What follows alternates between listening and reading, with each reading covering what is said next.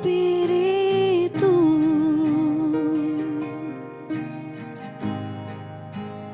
llena este lugar. Solo anhelamos más de ti. Oh Espíritu, oh Espíritu, oh Espíritu.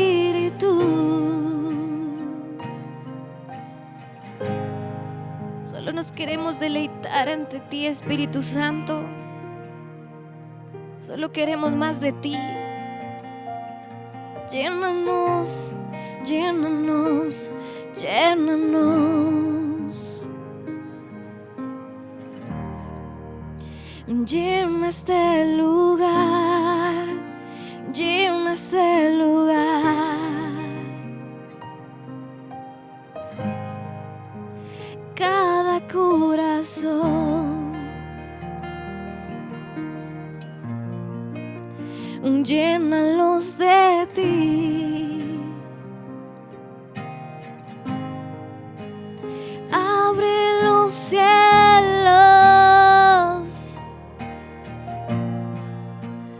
Espíritu.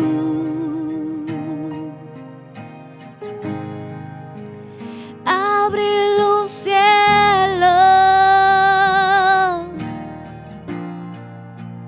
abre los cielos. Usted que está conectado ahí en ese lugar, ¿qué le parece si puede levantar sus manos o solamente estar ahí, deleitarse de la presencia de Dios? Porque el Espíritu de Dios quiere hacer algo contigo. Yo sé que Él quiere hacer algo contigo.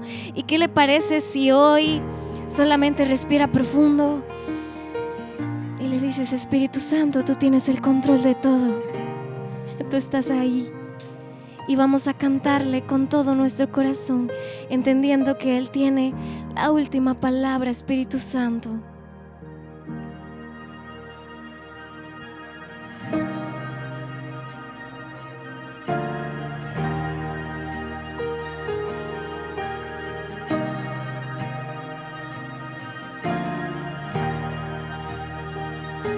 llena mi habitación, hazlo ahora. Cerraré la puerta, en lo secreto me verás.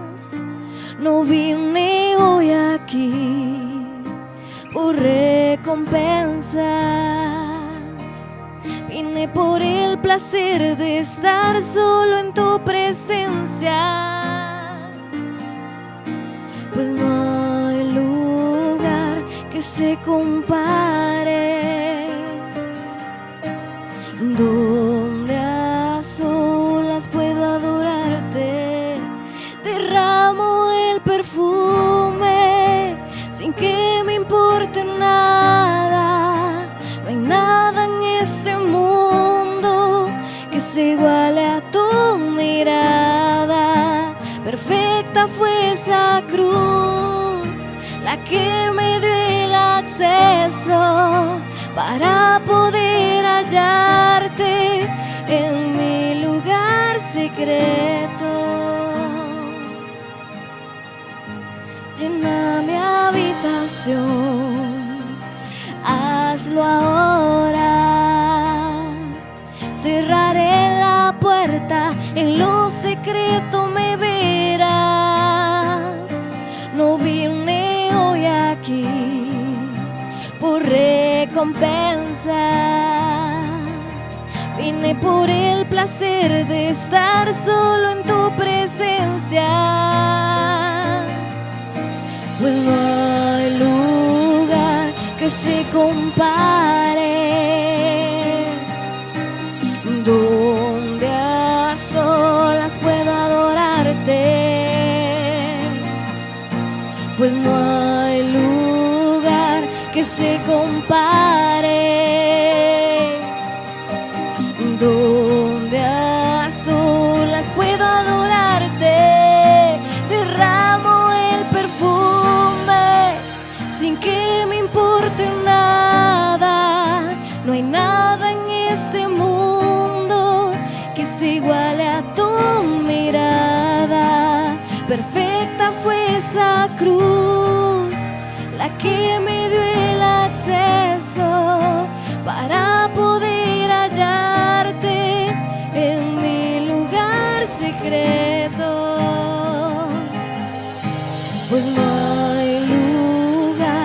se compare,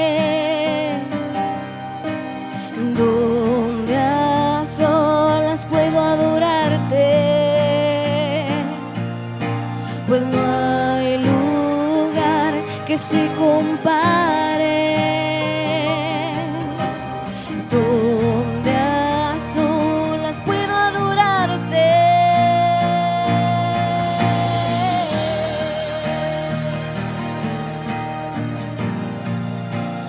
Solo puedo adorarte.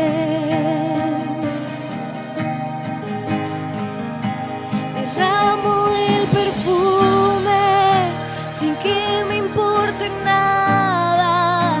No hay nada en este mundo que se iguale a tu mirada. Perfecta fue esa cruz, la que me dio el acceso para poder hallarte en mi lugar secreto. Pues no hay lugar que se compare,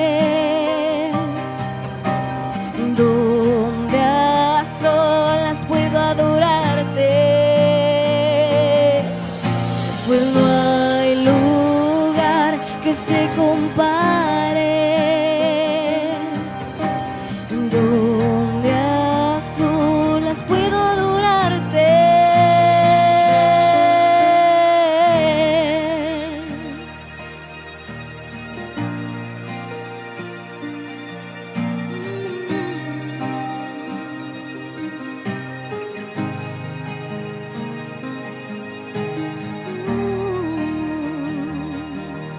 Adorarte, adorarte.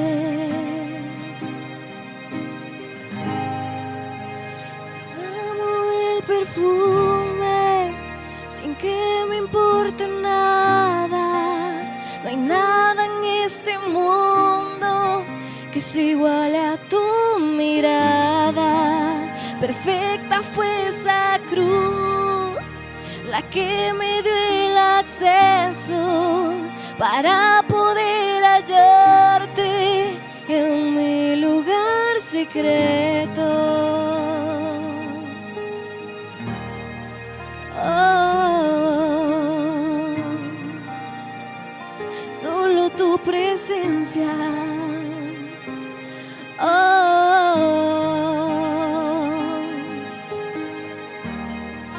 Ahí en su habitación puede cantarlo, ahí donde estés.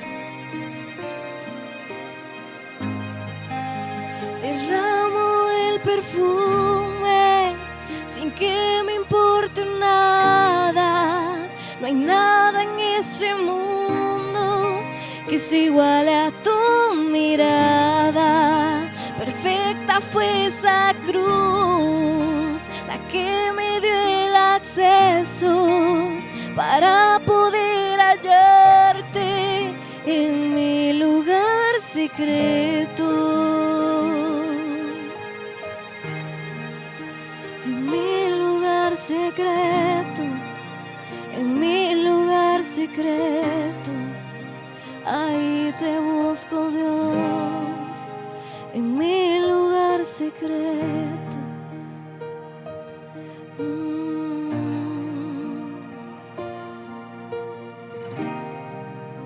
En mi lugar secreto,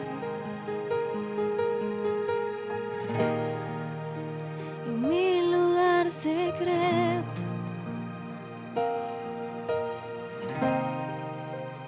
tú estás ahí.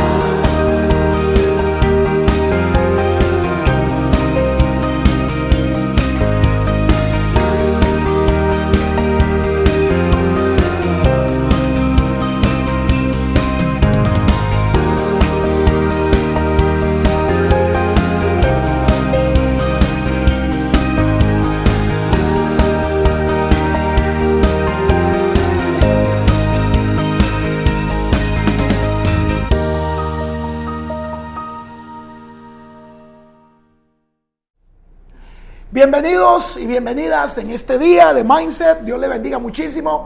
Recibo un abrazo bien grandísimo desde acá en nuestro estudio de grabación hasta donde usted se encuentre. Prepárese. En este día vamos a estudiar la palabra, vamos a recibir coordenadas proféticas y acompáñeme al libro de Hechos, capítulo 12, versículo 1. Tengo un par de cosas que Dios ha puesto en mi sustancia espiritual y quiero compartírselas en este día, que yo sé muy bien que le va a sumar valor. Hechos, capítulo 12, versículo 1. Dice: en aquel mismo tiempo, el rey Herodes echó mano de algunos de la iglesia para maltratarles. No tengo el tiempo que quiero y tampoco puedo hablar abiertamente, porque aunque parece que la libertad de expresión es una libertad de expresión en muchos países del mundo, en realidad no lo es. Pero me llama la atención, lo primero que me llama la atención leyendo por acá, y ya vamos a seguir leyendo que el tema tiene que ver con otra cosa, es que el rey Herodes echó mano de algunos de la iglesia, echó manos de algunos cristianos. Me llama la atención que hay una persecución política de parte de los gobernantes en contra de la iglesia, y mató a espada a Jacobo, hermano de Juan. Estos eran discípulos de Jesús. Recuerda, Jacobo y Juan, los hijos del trueno. Bueno, aquí en Hechos 12 asesinan a Jacobo, hermano de Juan. Lo asesina, curiosamente, Herodes, un político, lo mandó a matar. Y viendo que esto había agradado a los judíos, procedió a prender también a Pedro. Pon atención a esto. A Herodes, el rey asignado para los judíos. Le digo rápidamente cuál era el interés de Herodes. ¿Por qué Herodes de repente políticamente? ¿Por qué si se dice que la política y la iglesia no se mezclan o no deberían de mezclarse? Es una utopía, porque pues sí se mezclan. Pero ¿por qué hay tanto interés de Herodes en comenzar a matar a los discípulos de Jesús? El interés de Herodes nace porque Herodes era medio judío. Por eso Herodes estaba asignado como rey en la región de Judea, en lo que hoy es el Estado de Israel. Herodes estaba asignado porque él era medio judío, pero no cumplía con todos los requisitos nacionales para ser rey de los judíos, porque era medio judío y tenía que ser por completo judío. En ese momento se soltó en Jerusalén el movimiento de los cristianos, que no es el mismo movimiento de los judíos. A Jesucristo, el fundador del movimiento, lo asesinaron los judíos precisamente por enseñar este evangelio de la cruz del Calvario. Y los judíos no quedaron, hasta la fecha, a veces nos hacen la más aguada, pero no quedaron muy en coinonía con el mensaje de la cruz, y no quedaron muy en coinonía con el mensaje de Cristo. Entonces ya habían algunas diferencias entre los judíos, los sacerdotes, el Sanedrín, la sinagoga y el movimiento de los cristianos. Si usted lo puede ver, no lo vamos a entrar en detalle, pero si lo puede ver en Hechos capítulo 4 y en Hechos capítulo 5, la Biblia habla de que los apóstoles de Jesús se reunían en una parte del templo en Jerusalén, se reunían en el pórtico de Salomón. Ahí se reunían ellos, en la puerta de Salomón. Ellos se reunían ahí en el templo todas las semanas. Dice la Biblia, aquí el que tenga entendimiento entienda, dice que ellos se reunían en el templo, como no los dejaban usar la sinagoga, o no los dejaban usar los salones principales. Ellos se reunían en la puerta, ahí en la puerta del templo. Ellos se reunían una vez por semana y también se reunían por las casas. Ese era el modelo, esa era la estrategia como ellos usaban para hacer iglesia hace 2000 años atrás aproximadamente. Pero había un problema. El problema era que si usted lo vuelve a leer, Hechos capítulo 2, Hechos capítulo 3, de repente súbitamente, aceleradamente, el movimiento de Jesús comenzó a ganar adeptos. En la primera predicación de Pedro se convirtieron 3,000. En la segunda predicación de Pedro, 15 días después, se convirtieron 5,000 más. Son 8,000. Es demasiada gente tan rápido. ¿Por qué es demasiada gente? Bueno, porque entre otras cosas, querido y querida, que tampoco tengo tiempo para esto, pero no tengo tiempo porque necesitaríamos sentarnos, abrir la Biblia, tirar marcha atrás al Nuevo Testamento, para demostrarle a la luz de la palabra, y tampoco tengo tiempo para debatir con el tacaño que no le quiere dar a Dios lo que es de Dios. No hay manera de debatirle al tacaño, porque el tacaño no quiere dar aunque el ángel de Jesucristo se le revele. Pero en el Nuevo Testamento nosotros vemos a los fariseos y vemos a Jesús conversando en una ocasión, y Jesús le dice a los fariseos: hagan esto sin dejar de hacer lo otro. Y estaba hablando de las ofrendas y los diezmos. En el Nuevo Testamento se habla de los diezmos, pero se habla poco de los diezmos, porque para los judíos el tema de los diezmos y las ofrendas no era un tema a debatir. Ellos lo tenían claro, nacen en esta cultura. Número uno, en el Nuevo Testamento se habla de los diezmos. Lo que pasa es que los cristianos de Occidente manejamos una Biblia que ha sido una gran bendición, que es la Reina Valera 1960, pero cuando Reina Valera se tradujo en el año de 1500 algo, todavía había una mentalidad de pobreza heredada por una parte, no por todo, por una parte de la doctrina católica imperante en aquel momento, donde aquella doctrina católica imperante, una parte, no toda, decía que el escenario de la pobreza era el sinónimo o la representación de dos cosas: de la humildad y de la santidad. Por eso en algún momento algunos sacerdotes católicos hicieron votos de pobreza, porque para ellos los votos de pobreza, que no tenían que ver exactamente con asuntos de dinero, pero que más adelante se transfiere en asuntos de dinero y de recursos, porque en algún momento alguna parte de la doctrina católica, alguna parte, no toda, interpretó o se enseñó que la pobreza o la escasez eran sinónimos de humildad y de santidad. Nada más lejos de la verdad, porque yo conozco pobres que son bien prepotentes y conozco pobres que son bien pecadores, porque el pecado no está en el dinero y la humildad tampoco está en el dinero.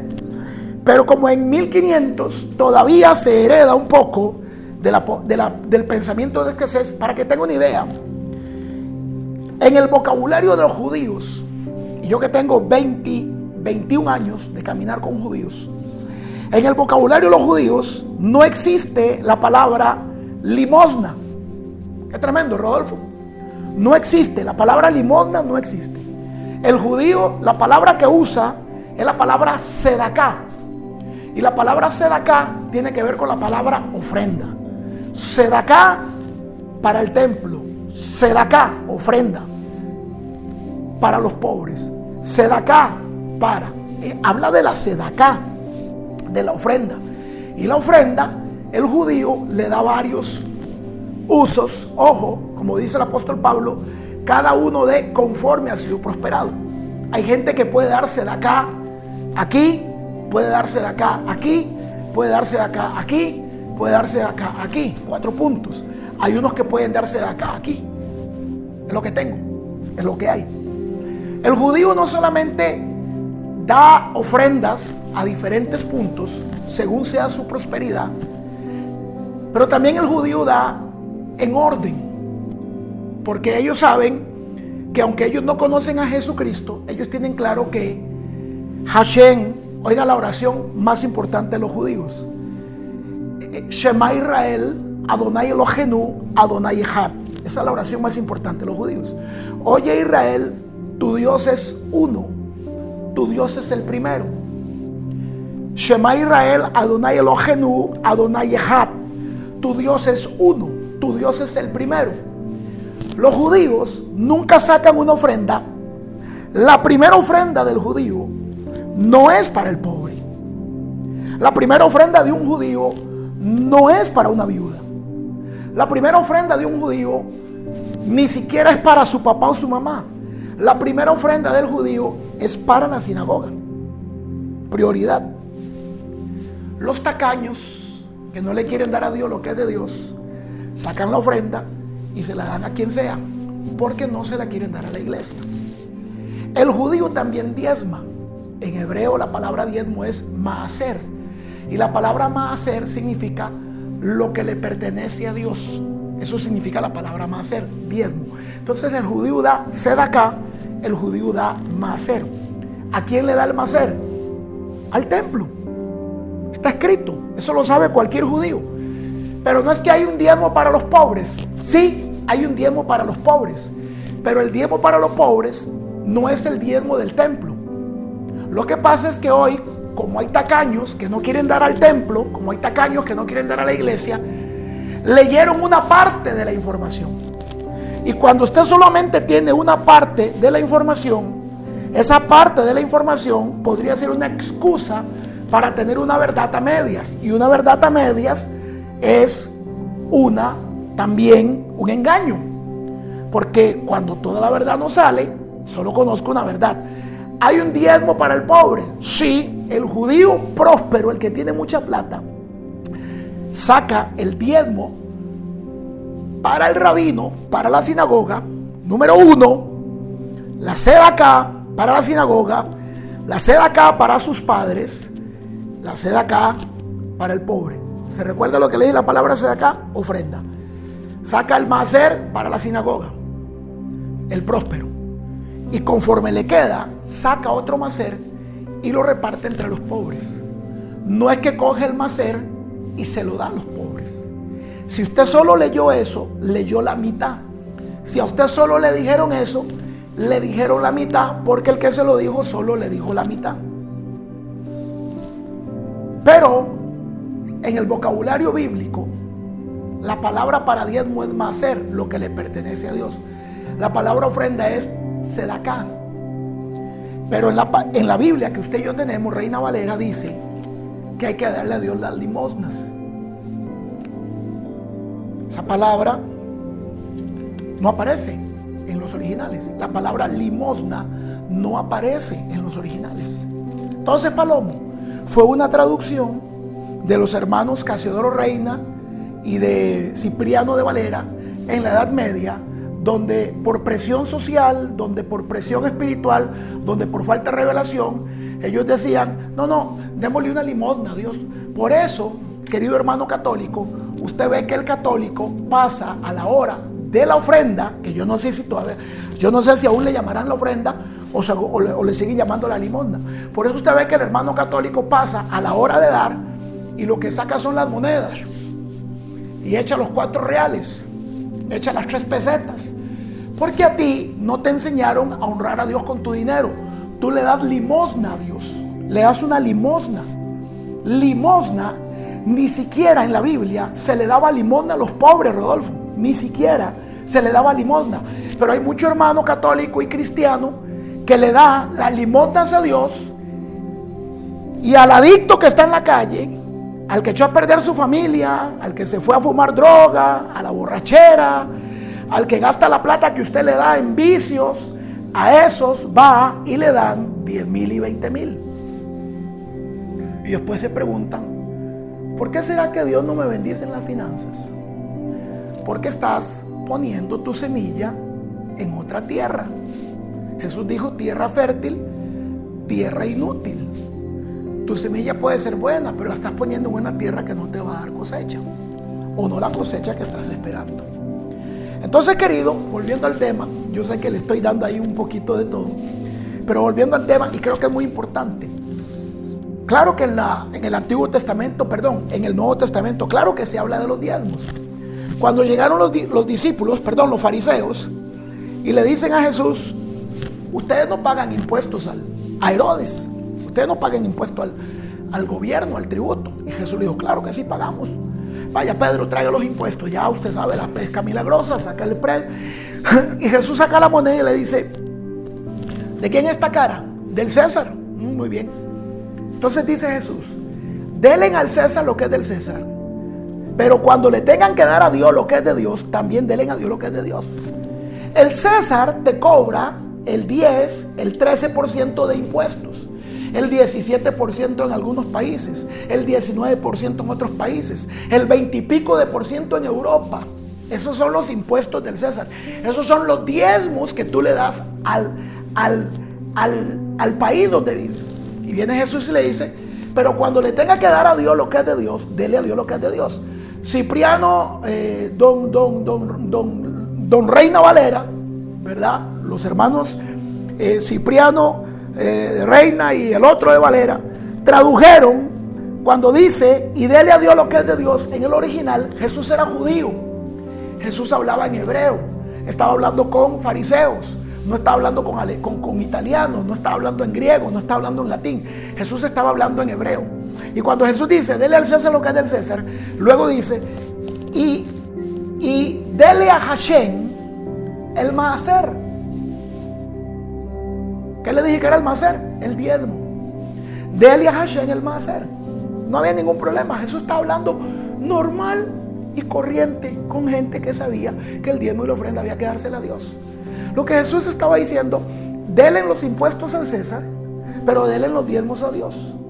Pero don Cipriano, Reina y Casiodoro de Valera, o al revés, como no querían traducir eso, tradujeron, denle al César lo que es de César y denle a Dios lo que es de Dios.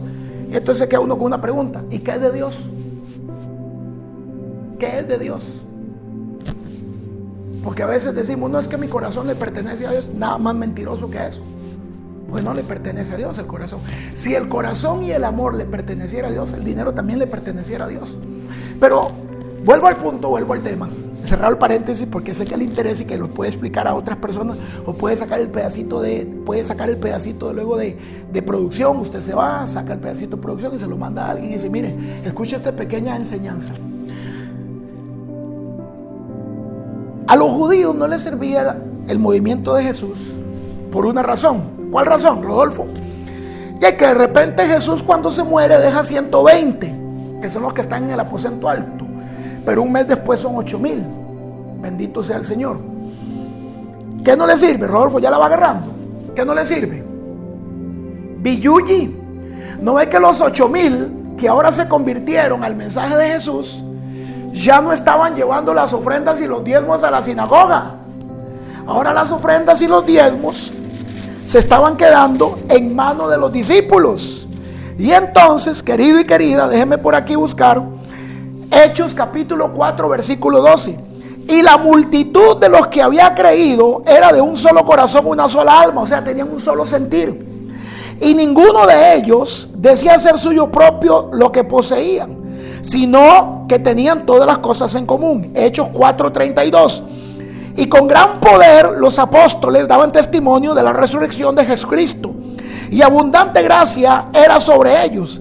Así que no había entre ningún apóstol, no había entre ninguno de los 12 apóstoles ningún necesitado, porque la gente que se había convertido, porque los que se habían entregado a Jesús, dice, todo lo que poseían, las heredades, las casas, las vendían y traían el precio de lo vendido. ¿Qué era el precio de lo vendido, Rodolfo? Las ofrendas y los diezmos. La gente que se estaba convirtiendo se dieron cuenta que para sostener el ministerio de los apóstoles había que darles de comer. El apóstol, quiero un pastor a tiempo completo, quiero que me estén enseñando a tiempo completo, quiero tener un lugar donde llego y los milagros se estén pasando, porque por la mano de los apóstoles estaban pasando milagros. Llegaban a un lugar donde los enfermos se sanaban, los endemoniados eran libertados, los matrimonios eran restaurados, la gente era levantada, la gente era limpiada, y ellos dijeron, caramba,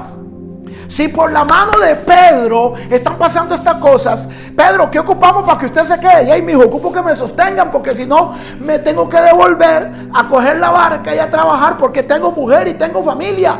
Pedro tenía mujer y familia, y los judíos, como eran entendidos, ellos empezaron y dijeron, bueno, pues si esta va a ser nuestra iglesia, ya no ofrendamos y ya no diezmamos en la sinagoga, sino que vamos a ofrendar y vamos a diezmar a los apóstoles. No le estoy inventando un cuento chino, están Hechos 4:32 en adelante. Así que no había entre ningún apóstol ningún necesitado, porque todos los que poseían heredades o casas las vendían y traían el precio. No era que le estaban dando toda la casa, traían lo que era de Dios, ojo, y lo ponían al pie de los apóstoles. Y ellos se lo repartían entre los 12 apóstoles, porque aunque Pedro era el jefe, el otro visitaba, el otro daba enseñanzas, el otro iba para acá, el otro iba con las viudas. Siga leyendo Hechos. Los apóstoles hacían la obra apostólica. ¿Y cómo se sostenían los apóstoles? A puro bostezo de ángel. No, hombre, no jodas. Ay, chiquito, que no. Se sostenían porque el pueblo les daba. En un mes, la sinagoga dejó de percibir cientos de miles de dracmas, de talentos en recurso financiero. Y los judíos, con todo el respeto del mundo que se merece, el sinónimo de los judíos es plata. Les estaban tocando a los judíos, uno de las vacas sagradas más grandes hasta el día de hoy. Los judíos el día de hoy son el 1% de la población del mundo y manejan el 52% del dinero, del cash flow del mundo. Hasta el día de hoy los judíos son dinero. Y el pleito que comienza en el libro de Hechos es un pleito por plata. No porque nos están llevando la gente, no porque a los fariseos les gustaba pastorear. Al fariseo le gustaba andar alardeando y hablando y diciendo, pero el fariseo no pastoreaba. Cuando ellos comienzan a pastorear las multitudes, la gente se le comienza a ir, que 3,000, que 5,000, que luego fueron 2,000 más, que luego fueron, y comienza a hacerse un desbarajuste de gente. Pero el dinero se está yendo para allá. Y entonces no nos sirve. Ahora sí, los religiosos hacen alianza con los políticos. Nunca quisieron a Herodes. Estamos en Hechos 12. ¿Se recuerda? Hechos 12. Los judíos nunca quisieron a Herodes como rey de Judea, lo que actualmente es el Estado de Israel. Nunca quisieron a Herodes como rey de Judea. Pero ahora, como me conviene, como suele pasar, ¿verdad? Siempre hacemos trato cuando me conviene. Pero ahora cuando me conviene, los fariseos buscan a Herodes y le dicen, mi querido rey, mire, si usted hiciera puntos con la nación judía, si usted hiciera méritos con los judíos, es muy posible que usted llegue a ser rey de Judea. Herodes dice, venga, me interesa. ¿Cómo es la cosa? Que si usted hiciera méritos, si hiciera puntos con los judíos, es posible que en las próximas elecciones usted pueda quedar electo como rey de Judea. ¡Ah, caramba! Y le dicen, ¿y qué habría que hacer?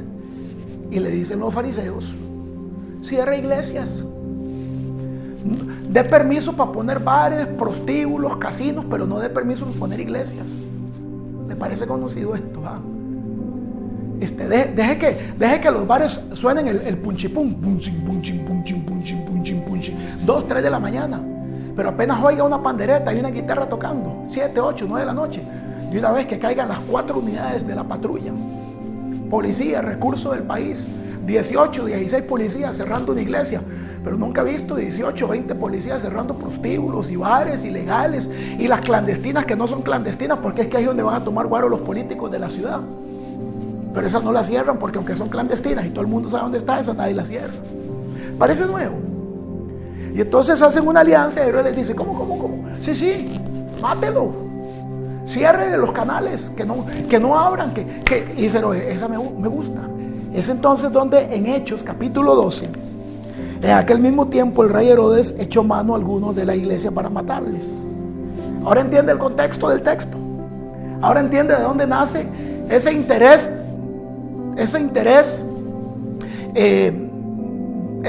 tan repentino del rey Herodes por perseguir a los cristianos. Y entonces mató a espada a Jacobo y a Juan, y viendo que esto agradaba a los judíos. ¿Quiénes eran los judíos? El Sanedrín, el sacerdote, el sumo sacerdocio, la sinagoga. por ahí es. Entonces dice Herodes, híjole, si matando a Jacobo, que es el monaguillo, atención, si me echo a Pedro, que es el líder, me gano las elecciones del próximo del próximo año. Y entonces la emprende contra el líder de los líderes. Por eso tenga mucho cuidado cuando usted le anda envidiando el puesto a alguien, porque dependiendo el puesto que usted tenga, así será la responsabilidad. No persiguen igual al que toca la pandereta que al que dirige el culto. No persiguen igual al que está recibiendo los autos en una iglesia que al que predica verdades como estas que incomodan y que despiertan a la gente y que despiertan al público, a esta urbe que muchas veces está dormida por los engaños o por los regalos de un chancho o de un servicio sanitario de 4 latas de zinc o de un litro de whisky. Y entonces ahora Herodes la emprende con Pedro. Herodes es tipo del infierno. Y el infierno se da cuenta que si hay algo, si una ciudad va a ser gobernada por los planes de Satanás, el infierno sabe que si hay algo que él debe destruir, es todo altar que huela a Dios. Cuando el infierno quiere tomar posesión de una ciudad, usted va a ver que la política, que las instituciones de gobierno, que las instituciones que gobiernan una ciudad o un país, cuando el infierno tiene un plan maquiavélico en un país, lo primero que va a tratar de hacer es cerrar las iglesias, golpear a los pastores, golpear a las hijas y a los hijos de Dios. Vaya, pregúntele a nuestros queridos hermanos venezolanos, vaya, agárrelos ahí en la calle, ahí los que están cruzando por la frontera, que muchos están yendo a hacer obra social, qué bueno, pero pregúntele a nuestros hermanos venezolanos por qué Venezuela está como está, y muchos de ellos le van a decir ¿dónde comenzó la decadencia de Venezuela? Comenzó cuando gobiernos izquierdistas se montaron en el gobierno en Venezuela y comenzaron a atacar la iglesia, comenzaron a cerrar la iglesia, comenzaron a golpear a los pastores. El dicho y el hecho y la envidia y el ataque es estos muertos de hambre que se están dejando los diezmos y las ofrendas, y solo por el diezmo y la ofrenda están atacando las iglesias. Iglesias que restauraban familias, iglesias que sostenían a la gente en tiempo de crisis, iglesias que hicieron que el pobre se transformara y aprendiera a trabajar, iglesias que rescataron adictos, iglesias que rescataron prostitutas, iglesias que rescataron gente, iglesias que tenían comedores para dar de comer a los niños de la calle, iglesias que atendían a mujeres agredidas, iglesias que atendían al minusválido, iglesias que atendían al adulto mayor. A todas esas iglesias las desbarataron solamente por un concepto tacaño mundano de que se están dejando los diezmos y las ofrendas. Desbarataron las iglesias. Pregúntele a nuestros amigos, a nuestros hermanos venezolanos. Destruyeron la iglesia, persiguieron la iglesia, cerraron las iglesias, porque cuando la iglesia se cierra en una ciudad, cuando un ministerio de Dios se cierra en una ciudad, el diablo dice: aquí no hay perro que cuide este territorio, aquí no hay un guardián, aquí no hay intercesores, aquí no hay cánticos, y querido y querida, el resto es historia. El país se cayó, las finanzas se fueron, porque cuando le dejas de dar a Dios lo que es de Dios, tarde o temprano el diablo le cobrará al país, al territorio, lo que le tiene que cobrar. Herodes se va en contra de Pedro. El infierno sabe que si le corta la cabeza a Pedro, se acaba el mensaje. El diablo sabe que si aquel ministerio no tiene un templo, no tiene un recurso en redes sociales, que si no lo escuchan, es más fácil atacar a quienes en algún momento, a través de tanta necesidad y a través de tan poco recurso, hemos hecho y hemos sumado valor social a un territorio. Pero muchas veces es más fácil decir los diezmos y las ofrendas y no ver el montón de gente que se ayuda social, integral, emocional, familiarmente, financieramente, a través de la iglesia. ¿Sabe? Le digo algo. Este fin de semana en el culto donde yo estaba predicando, llegó una familia desde el Cerro de la Muerte, quienes viven aquí en el territorio. La gente vino porque sus vacas comenzaron a morirse, sus animales comenzaron a morirse. Era una plaga, era algo extraño, nadie se lo explica. comienzan a buscar al veterinario, comienzan a buscar a la gente. ¿Y sabe qué? No encuentran ninguna razón, motivo, justificación por los cuales los animales de la finca se están muriendo. Y cuando las cosas no tienen justificación natural, ya fue el veterinario, ya fue el doctor, ya fue el agrónomo, nada natural, no hay ninguna explicación. Cuando lo que está pasando no tiene explicación natural, querido y querida, es espiritual. Es una familia que está siendo atacada por brujería. El sábado pasado, yo no sé si son católicos, si son evangélicos, pero es que hasta que la necesidad toca la puerta de la casa, la religión se deja un boteo y usted dice, yo necesito a Dios. Y necesito a Dios donde se está moviendo Dios. El sábado pasado esa familia llegó a la iglesia donde nosotros nos congregamos y pastoreamos. En medio del culto que teníamos, hay un mover del Espíritu Santo muy fuerte. Líderes de la iglesia, literalmente agarraron a esta familia, la rodearon, la abrazaron, le hicieron un vallado de oración, de intercesión. Y cuando están orando por aquella familia, liberando y quitándoles todo la maraña de la brujería, se me acerca un hombre y me dice, tome pastor, guárdese mi número de teléfono y dígale a esta familia que yo le voy a donar una vaca, porque Dios a mí me levantó de la nada. En esa iglesia, el que me está dando el papel era una persona que andaba metido en drogas, en problemas, andaba metido en un montón de situaciones pecaminosas, que a través de la iglesia se restaura, que a través de la iglesia se levanta, que ahora es un empresario respetable. Y ahora él dice, a mí Dios un día me levantó de la nada. Hoy de las vacas que tengo le voy a regalar una. Dígale que me llame porque le voy a dar, porque de lo que Dios me ha dado, porque él no se va a quedar solo. Esas son las iglesias que quieren cerrar. Oramos por la familia, bendijimos la familia, le quitamos la maldición de la brujería y se fueron con una vaca regalada. Pero esas son las iglesias que atacamos. Eso nadie lo ve, eso nadie lo publica, eso no sale en las noticias, eso no salió hoy en los medios de comunicación. Hoy no me llamaron en ninguna radio cultural de Pérez Celedón o de mi zona para decirme, venga, cuénteme qué hizo Dios el fin de semana. Pero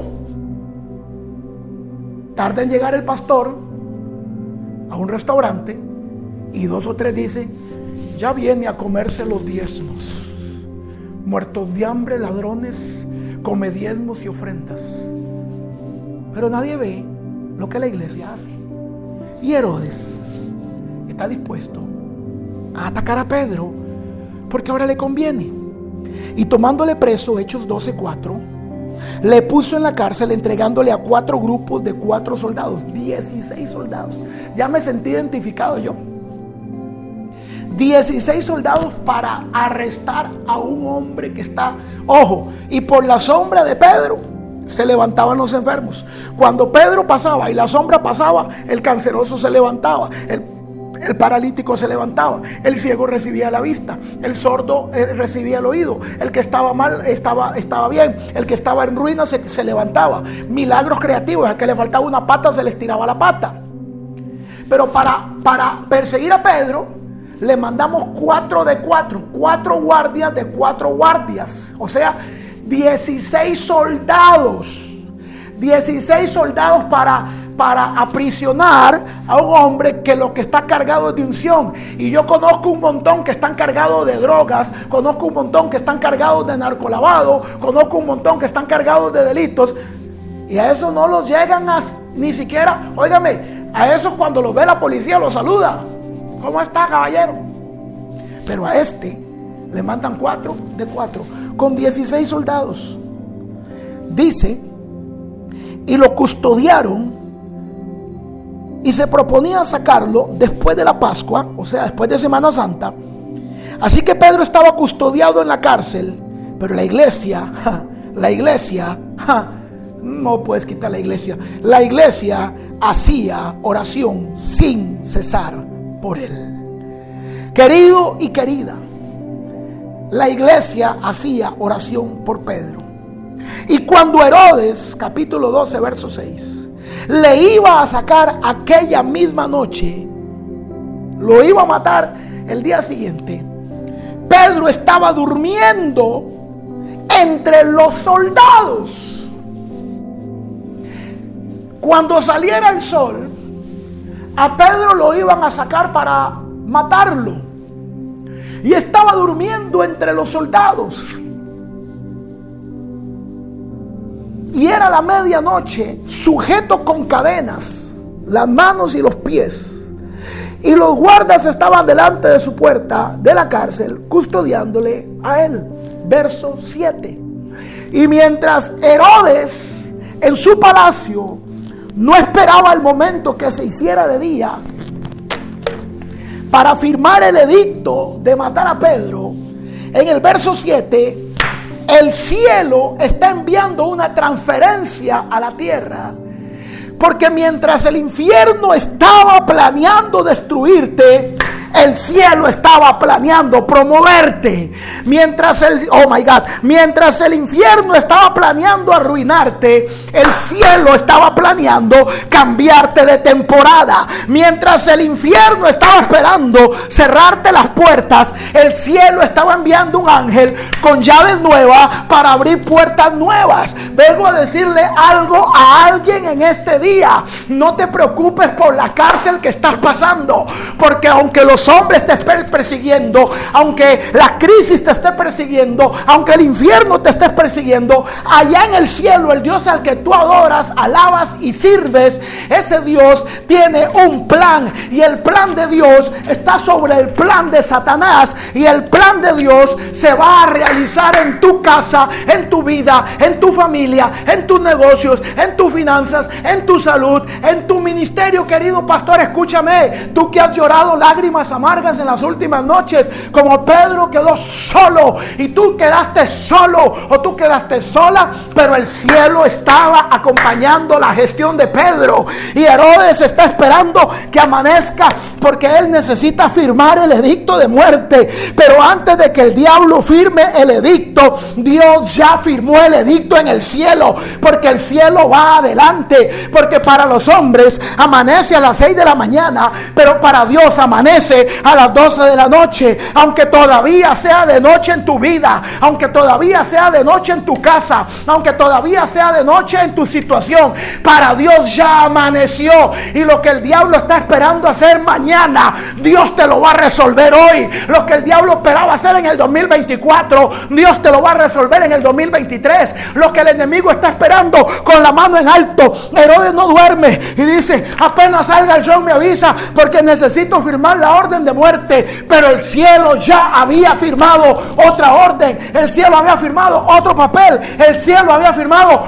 una transferencia de bendiciones. Y esa transferencia de bendiciones, querido y querida, es la que ya viene de camino para ti y para mí. Por eso Pedro estaba roleado, dormido, confiado, porque Pedro sabía que el Dios al que adora, al Dios al que sirve, al Dios al que alaba, al Dios al que le ofrenda, al Dios al que le diezma, al Dios al que le ha dado sus recursos, Pedro sabía que era cuestión de tiempo, que mi Dios vive y que aún del polvo me levantaría. Pedro está tranquilo, porque Pedro sabe que Dios tiene la última palabra, que no es Herodes, que no es el dictamen médico.